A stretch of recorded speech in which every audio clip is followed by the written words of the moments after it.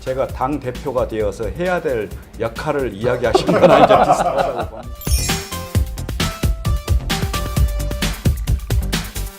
제일 안타까운 건 뭐냐면 결국은 2017년 정권 교체죠. 청년 당원들과 이제 소통하는 게 굉장히 중요한데 뭐 2개월이 지났을 경우 저희가 문자를 보내는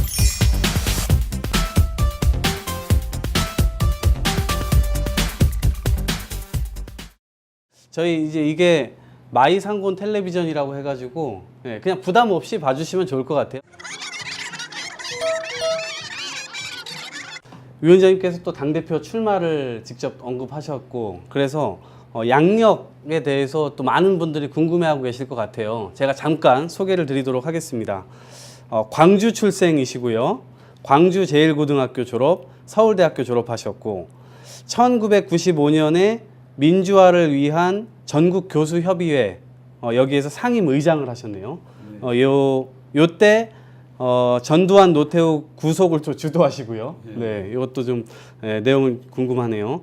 그리고 2004년도에 노무현 대통령 탄핵 무효 범국민행동이 주관하는 토론회에서 사회를 맡는 등 이 노무현 대통령 탄핵 반대에 또 나서시기도 하셨네요. 네.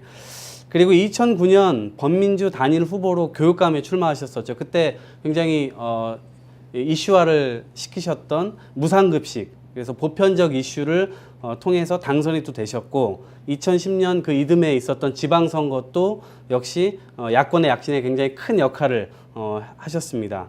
이후에 저희가 또 만나게 됐던 계기가 되기도 했는데 문재인 전 대표의 제안으로 당권재민혁신위원회 혁신위원장을 역임을 하셨습니다. 네. 많이 하셨네요. 예, 이거 아주 자세하게 말씀해 주시네요. 우리 조욱 교수님은 어떻습니까? 저는 이제 김상곤 위원장님을 이제 뵙게 된 거는 사실 뭐 본격적으로 뵙게 된 건 당권재민혁신위원회이죠. 우리 사회에서 진보적이고 민주적인 교수들의 모임이 민교협인데 민교협 부장하실 때부터 저는 이제 먼 발치에서 항상 지켜보고 존경하는 분이었습니다. 우리가 지금 보편적 복지란 것이 추상적 이념으로 지금 이제 많이 공유되어 있지만 그것들이 실제 우리 손에 잡히도록 시민들의 손에 잡히도록 했던 것이 무상급식 그 정책이었죠. 그것들을 최초로 주창했고 실현시켰고 그것들도 전국화시켰던 분이 이분이다.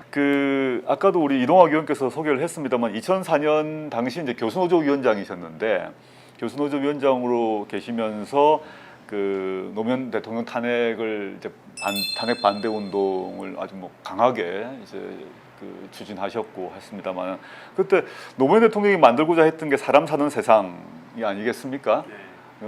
이에 대해서 우리 김상곤 교육감께서 어떤 심정이셨던지 노무현 대통령 탄핵 반대를 하시면서 어떤 마음이셨던지 한번 얘기 좀 해주시면 좋겠습니다. 예, 뭐 당시의 상황 뭐 다들 짐작하고 기억하시겠습니다만은 노무현 대통령이 이제 사람다운 모습과 채취를 풍기면서 국민들과 함께 이제 정치를 하시는 과정 속에서 당시에 이제 한나라당과 민주당, 당시에 민주당이 같이 결탁해서 사실은 이제 탄핵 결정을 했지 않습니까?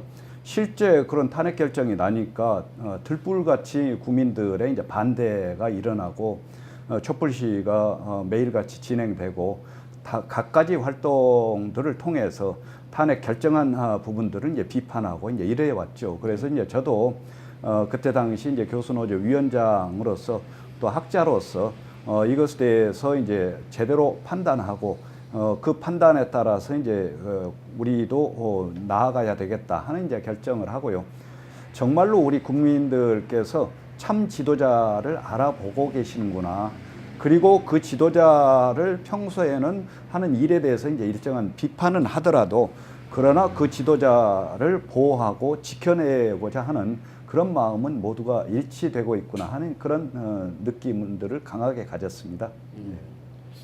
이게 그때 당시 그러니까 그때는 우리가 몰랐을 때잖아요. 예. 근데 그 이후에 이제 작년에 저희가 만났고 그런데 이제 거의 10년도 넘은 이야기를 가지고 소재를 이야기하니까 뭔가 동질감 같은 게 굉장히 많이 느껴지게 되네요. 저는 이동학 의원을 보면서 이제 그 왜 그 10년 전에 입당을 해서 청년으로서 사실 환영받지 못하는 수도 있는데 왜 도전을 했는지, 어떤 마음을 가지고 했는지 좀 궁금합니다.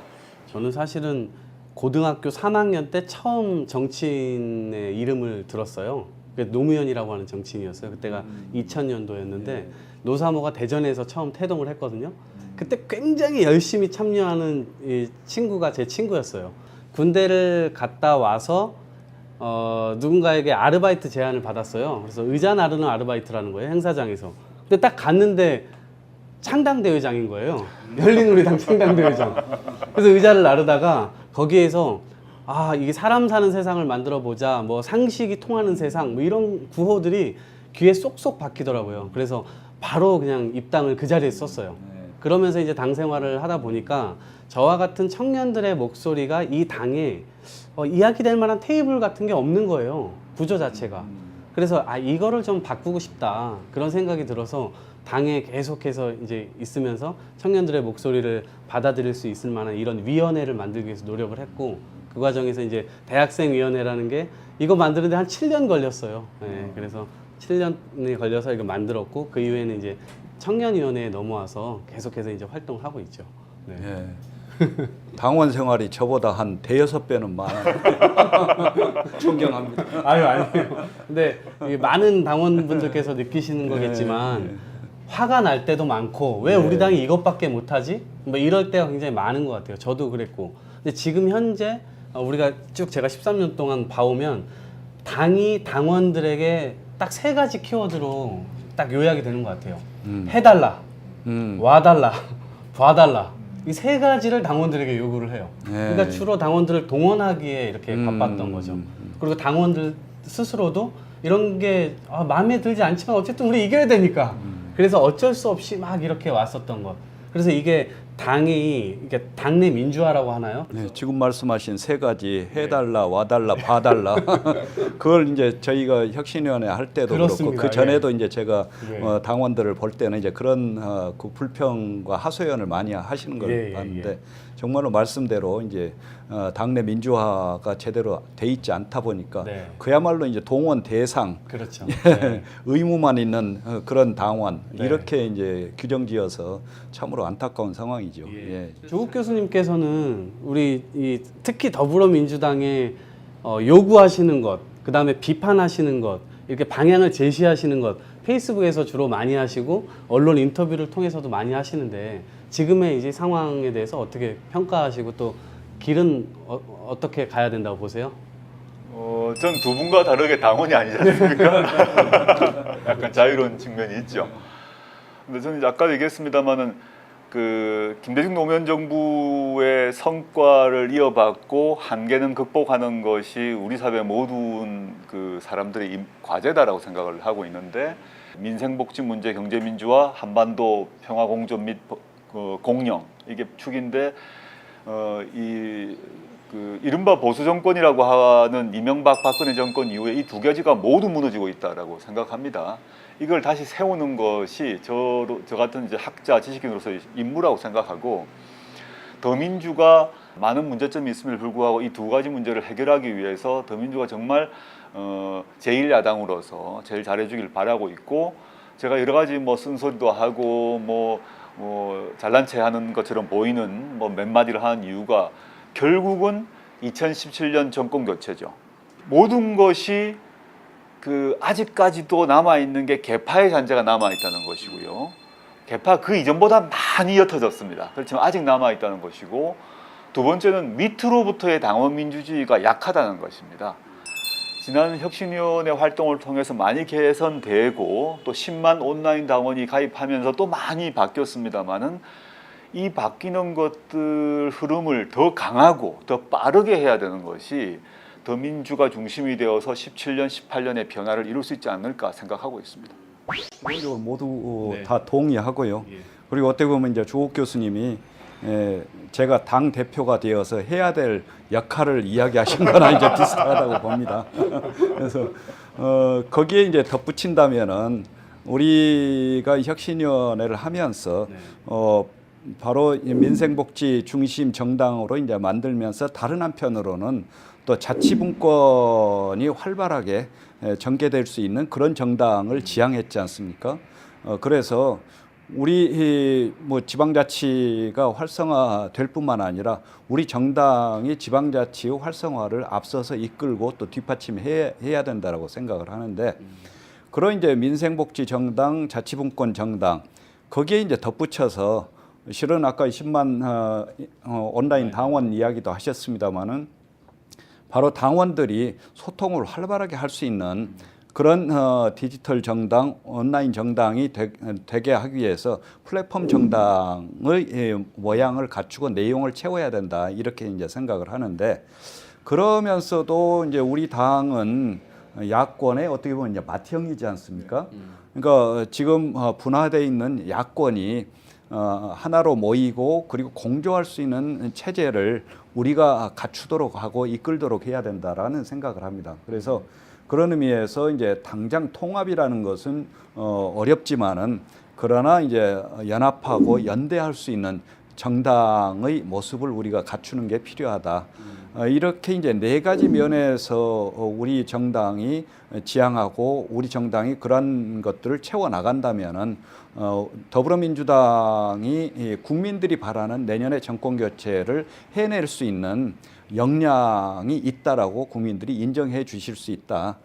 그래서 이제 그런 면에서 우리 정당이 한 단계 레벨업되고 그리고 나아가서 내년에 정권 교체를 하고 말씀하신 대로 이제 지방 권력까지 우리가 미래 대한민국을 위한 그런 노력을 통해서 확보한다면은 충분히 국민들이 동의하고 함께 하실 수 있지 않겠느냐 이런 생각을 하죠. 예. 제가 듣다가 은연중에 작년에 저희가 당이 굉장히 시끄러웠잖아요. 예. 굉장히 시끄러웠고 그러는 와중에 뭐 혁신위원장을 이제 찾아 나서기도 했고 그래서 잘 안 되기도 했고 예. 그러다가 마지막에 김상곤 위원장님으로 이제 발표가 됐잖아요. 예. 그 과정이 조금 왜 이렇게 됐던 거지? 이런 생각이 좀 예, 들고 예. 또 하나는 되신 다음에 이제 위원들을 이제 선임도 하고 그 다음에 이제 앞으로 혁신위원회를 어떻게 운영할 것인가에 대한 구상도 나름대로는 하셨을 것 같아요.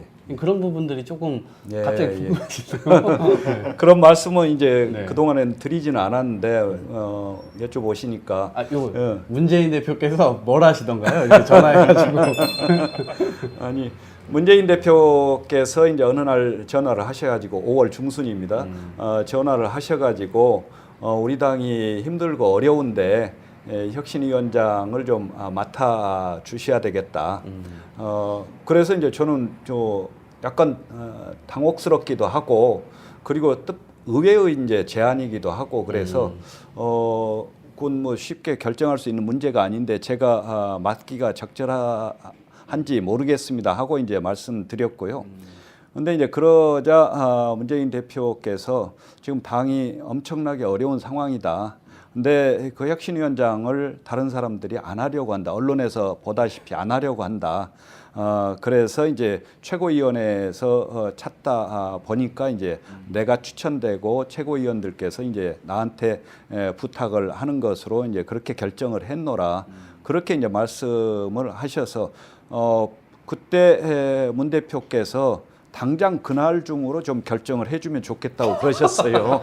완전히 밀어붙이셨네요. 정말로 이제 급한 상황이라고 이제 판단하시나 보다. 네. 그렇지만 제가 아까 말씀드렸듯이 이제 뜻밖의 제안이기 때문에 그걸 제가 할 수 있는 것인지 저 자신도 판단할 시간도 필요하고 그리고 정말로 저는 뭐 국회의원도 안 해봤던 사람이고 하기 때문에 그걸 할 수 있겠는가?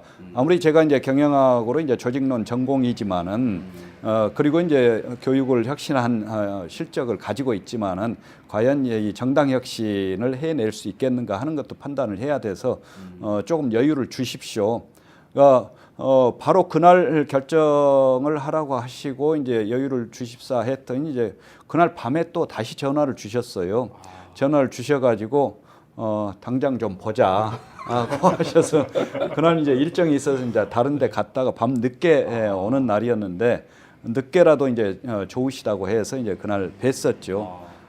뵈니까 이제 정말로 간곡하게 말씀을 하시고 그래서 이게 제가 판단을 좀 해봐야 될 사안이라서 조금 말미는 주셔야 되겠습니다. 이제 그랬는데 근데 이제 그 다음 날도 또 전화 주시고 한 번 더 보자해서 이제 뵙고 그리고서 또 이제 당시 노무현 대통령 이제 주기가 이제 다가오는 상황이어서 그렇죠. 5월이니까요. 또 이제 내려가셔야 할 일정이 있어서 그 일정 전에 또 이제 보자고 하셔서 한 번 더 뵙고 그리고서 이제 그 내려가셔서도 이제 또 연락을 주시고 해서 참으로 이제 그 저로서는 정말로 이 급하고 엄혹한 상황이다라는 것을 이제 절감하고서 그런데 이제 문 대표께서 정말로 마음을 다해서 또 자기 진정성을 다해서 저한테 이야기를 하셔서 제가 결국은 그냥 하는 것으로 했던 거죠.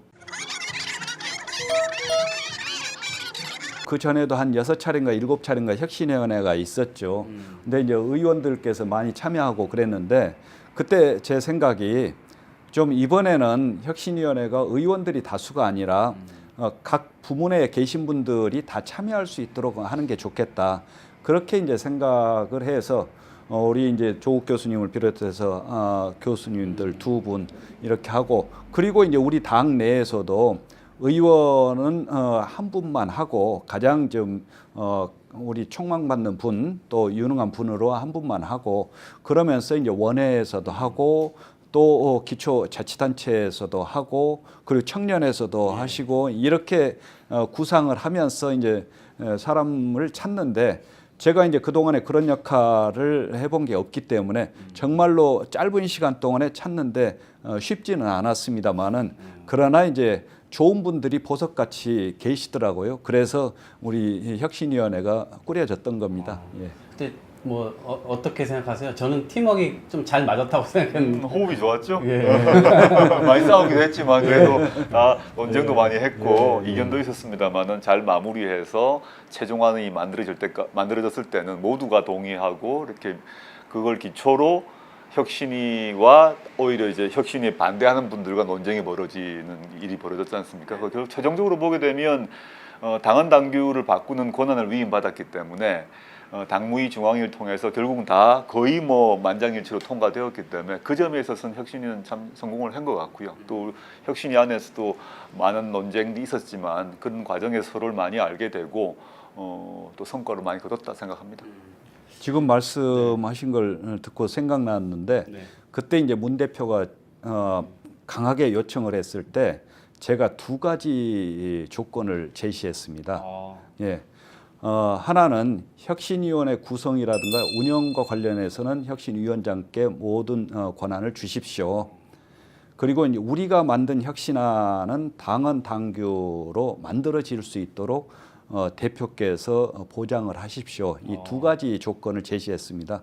그래서 그 2가지 조건을 문 대표께서 이제 최고위원들의 의견을 들어서 이제 수용을 하고 그래서 이제 제가 맡게 됐던 겁니다. 그리고 이제 실제로 문 대표님을 비롯해서 최고위원들께서 그 약속을 지켜주셨죠. 그건 참으로 고마운 일이죠. 어떻게 보면 이제 권한을 갖고 계신 분들인데 개별 그 잠정 임시 특별위원회 격인 이런 혁신위원회에게 그런 권한을 다 준다는 건 쉬운 일이 아닌데 그건 참 그 진정성을 다한 그런 이제 조치였다는 생각을 합니다. 근데 제 개인적으로 좀 아쉬웠던 점이 있는 것 같아요. 저는 이제 청년 혁신안을 이제 저희가 논의를 해가지고 내놓고 근데 몇 가지가 이제 당원 당규에 최종적으로 안 들어가게 됐더라고요. 예를 들면 청년 공천 1, 2, 3 뭐 이런 것들은 이제 최종적으로 반영이 되지 못했고 또 한 가지는 이제 5%를 논의하다가 이제 청년 예산을 3%로 하자. 근데 이것도 나중에 빠졌더라고요. 그래서 아마 이거는 이제 완성된 혁신이 아니고 어쨌든 계속해서 추동해 나가야 될 혁신이기 때문에 그런 차원이었고 또 한 가지는 사실은 청년들을 1, 2, 3 공천이라고 해서 지방의회의 30% 공천, 광역의회의 20%, 국회 10%. 근데 이번에 사실은 10% 이게 이제 지켜지지 않은 것이죠. 심지어 비례대표에도 못 들어가게 되는 상황이었는데 2년 뒤에 이제 지방선거가 있으니까 결국에는 우리가 젊은 정당 그리고 젊은이들이 앞장서서 이제 나가는 그런 정당을 만들려면 그 선수들을 발굴하고 키우는데 또 육성하는데 힘을 굉장히 많이 실어야 되잖아요. 그래서 이런 부분이 육성하는데 좀 더 앞으로 우리 정당이 나아가는데 이런 부분에 좀 심혈을 기울이면 어떨까 이런 생각이 드는데 앞으로 저희가 또 계속해서 해 나가야 될 일인 것 같습니다. 그 말씀을 하시니까 제가 이제 금년 들어서서는 이제 인재영입위원장을 했지 않습니까? 그렇죠. 네. 그래서 이제 좋은 분들을 좀 찾는다고 노력을 했습니다만은 인재영입위원장을 끝내면서 마무리 보고서를 내면서 하나 이제 건의한 게 있습니다. 지금 말씀하신 것 관련해서 필요할 때 인재 영입하는 것도 이제 좋은 조치일 수도 있지만은 그러나 꾸준히 인재 육성할 수 있도록 해야 되는 거 아니냐. 네. 그래서 인재 육성위원회를 상설위원회로 설치하는 것을 이제 요청을 했어요. 그래서 그래야 이제 뭐 그렇죠. 아까 뭐 고등학교 3학년 때부터 이제 관심을 가지고 하셨다는데 이런 분들이 당에 들어와 가지고 거기서부터 성장해 나가야 되지 않습니까? 정치인으로 성장해 나가고 큰 정치인으로 성장해 나가고 네. 그러려면은 이제 육성위원회가 필수적이다 이렇게 이제 볼 수 있죠. 그렇죠. 이게 지속 가능성을 계속 담보할 수 있으려면 훌륭한 사람들이 계속 나와야 되는데 그게 안 민주만의 되면 문제가 아니라 보면 한국 정당의 문제이기도 한데 선거 있기 전까지는 전혀 육성하지 않다가 선거가 다가오면 정당 바깥에 있는 명망가를 데리고 와서 공천 주는 일이 계속 반복되지 않습니까? 그러면 더민주를 포함해서 각 정당에서 오랫동안 고생했던 사람들 황당한 일이 되는 거죠. 계속 이 사람들의 기회를 주고 육성을 해서 키워놓고 그 다음에 외부 사람하고 결합시켜서 후보를 만들어야 되는데 당 안에 있는 사람들은 안 키워두고 그러니까 명망이 오르질 않죠. 그 상태에서 직전에는 명망이 있는 바깥 사람을 데리고 오는 그러면 바깥에 온 분이 오셔가지고는 국회의원이 되어버리면 다시 권력이 좀 높아지니까 또 내부의 비협력과 약간 갈등이 생기는 이게 반복된 것 같습니다. 그래서 위원장님께서 제안하셨던 인재 육성위원회는 아직 만들어지지 않은 걸 알고 있는데 만들어 주시기 바랍니다. 그러려면 우선 제가 당 대표가 돼야 될 것 같습니다. 더 열심히 뛰셔야죠. 예. 최근에 어떤 발언을 하셨나 하면 호남의 지지를 받을 수 있는 후보를 만들겠다 이런 말씀을 또 하셨어요. 그래가지고 이 말이 무슨 말인지에 대해서 또 갑론을박도 있는 것 같습니다. 그래서 이 취지가 어떤 것인지 한번 일단 먼저 그 얘기부터 한번 먼저 해보시면 어떨까 싶습니다. 그러니까 우리 당이 60년 전통을 가지고 있습니다만은 우리 당의 정신적인 뿌리 중에 하나가 이제 호남 정신, 광주 정신이지 않습니까? 그런데 이제 그 동안에 우리 당이 그 광주 정신을 제대로 구현해내지 못한 그런 한계, 그리고 거기다가 이제 또 광주 정치인들이 사실 지역주의적인 기득권에 안주해 있다 보니까 거기 호남 유권자들에게 이제 실망을 시킨 면이 상당히 강하게 자리 잡았는데, 그래서 이제 호남 주민들께서 바라는 것은 호남 주민들, 호남 유권자들의 눈높이에 맞는 정치인이 나오면 좋겠다. 그리고 이제 이번 대선과 관련해서는 특히 호남 민심에 부합될 수 있는 그런 후보가 만들어지면 좋겠다 하는 이제 그런 의견들이십니다. 그래서 이제 그런 차원에서 호남 민심에 부합하고 호남 사람들의 눈높이에 맞는 그런 훌륭한 후보를 만들어내는데 최선을 다하겠다.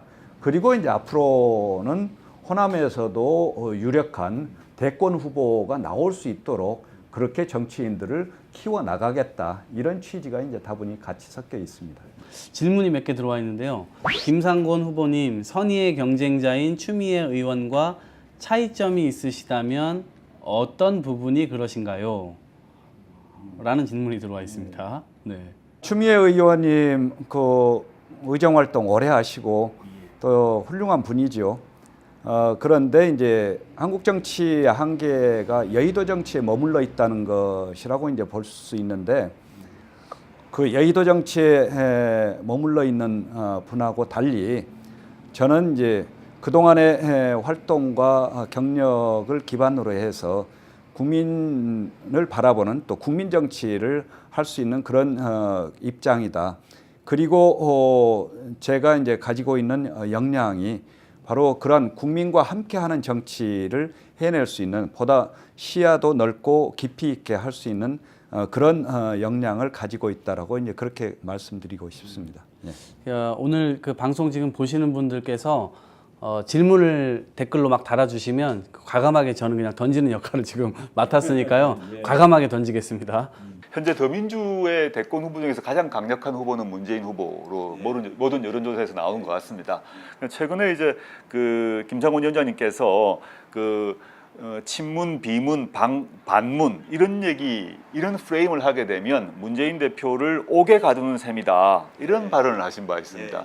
그 취지가 어떠신지, 어떤 것이 궁금해하는 분이 많아서 좀 더 길고 깊게 한번 말씀해 주시면 좋겠습니다. 우리 당이 가지고 있는 후보군은 참으로 풍부하다고 볼 수 있습니다. 새누리하고 비교하면 이제 비교가 되지 않을 정도로 많죠. 그리고 이제 우리 당의 모든 후보들은 사실은 이명박, 박근혜 대통령보다 훨씬 대통령직을 수행할 수 있는 능력이 뛰어나다고 볼 수 있죠. 근데 이제 그 중에서도 이제 유력한 대권 후보 중에 한 분이 이제 우리 문재인 전 대표이신데, 자꾸 지금의 이제 상황을 일부 언론과 일부가 이것을 친문 대 반문 또는 비문 이런 구도로 만들고자 하고, 그런 구도로 바라보고 그런 프레임을 걸고자 하는 거, 이건 참으로 안타까운 상황이고 위험한 상황이다.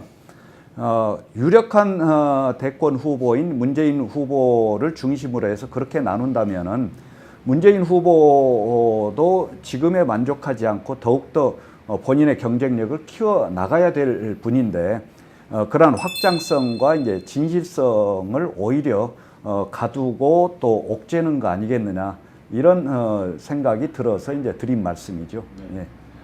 문재인 대표의 그를 점점 더 큰 인물로 만들어야 된다, 이런 취지를 갖고 계신 것이고, 또 동시에 제가 이제 인터뷰 내용을 봤더니 문재인 대표는 물론이고 지금 말씀하셨던 뭐 박원순, 김부겸, 안희정, 이재명 등등 이런 시대 다 언급하셨지 않습니까? 이제 훌륭한 그런 대권 후보들을 다 우리가 키워줘야 된다, 이런 취지의 이제 말씀을 하신 걸로 알고 있고, 그런 분들을 특정 프레임으로 누구 파다, 무슨 뭐 어떤 쪽 사람이다로 말한 자체가 우리 모두를, 더민주 전체를, 더민주 전체의 그 힘을, 또는 대권 후보 각 개인들의 힘을 좀 망치는 일이 아닌가, 이렇게 말씀하신 것 같습니다. 어찌됐건 저희가 이제 혁신안을 통해서 당을 안정화시키기도 했고, 그러면서 이제 결국에는 많은 사람들의 합심이 있었기 때문에 총선을 또 어떻게 보면 이기기도 한 것 아닙니까? 근데 이거를 이겼다고 또 평가만 하기에는 또 저희들이 굉장히 반성해야 될 부분도 굉장히 많은 것 같고요. 결국 또 집권까지 가려면 그 반성을 토대로 해서 더 나아지게 하려는 뭔가 노력이 있어야 되는데, 아마도 전 이번 전당대회가 그런 분기점이 돼야 되지 않을까. 그리고 당원들을 함께 결속시켜가지고 최대한의 확장을 통해서 승리로 가는 그런 길목에 지금 이제 서 있는 부분이라고 보는데, 지금 이제 또 출마도 하셨고 하니까 뭐 각오랄까요? 뭐 그런 걸 좀 들어보고 싶어요. 마지막인데. 네. 저는 당대표에 나섰지만 이제 당권이 목표가 아니다. 당권이 아닌 집권이 목표다.